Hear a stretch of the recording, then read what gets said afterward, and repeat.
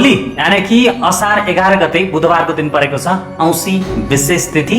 यो विशेष औँसी किनभने औँसी भनेको विशेष गरेर पितृहरूको लागि सम्मान गर्नलाई, सम्झिनको लागि, पितृ कार्य दानदाता गर्नका लागि एकदमै राम्रो। त्यसैगरी माता लक्ष्मीको कृपा विशेष प्राप्त गर्नको लागि औँसी तिथि विशेष छ।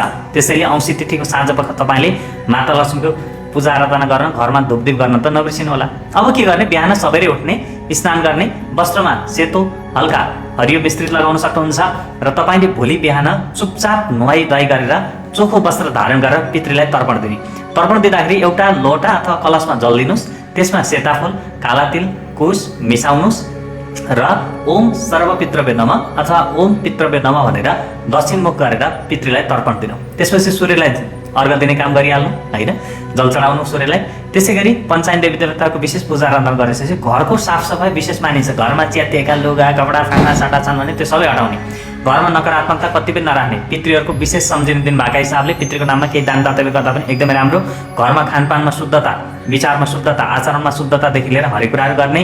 अनि जो व्यक्तिको विशेष मातापिताहरू हुनुहुन्न उहाँका लागि त यो औँसी तिथि अझ विशेष वरदान साबित हुन्छ। अझ जो व्यक्तिको विशेष गरेर पितृदोषहरू कुण्डलीमा परेको छ यस्ता व्यक्तिहरूका लागि पनि यो वरदान साबित दिनु। अनि विशेष गरेर साँझपख घरमा धुपदीपहरू गर्ने।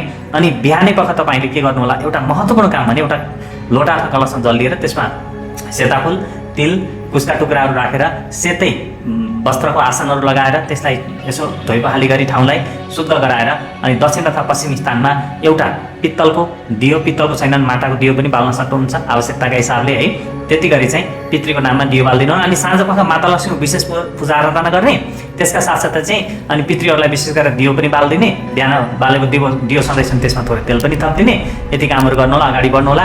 अनि घरमा सुख शान्ति सम्पत्ति पितृको आशीर्वाद एकदमै राम्रो हुन्छ।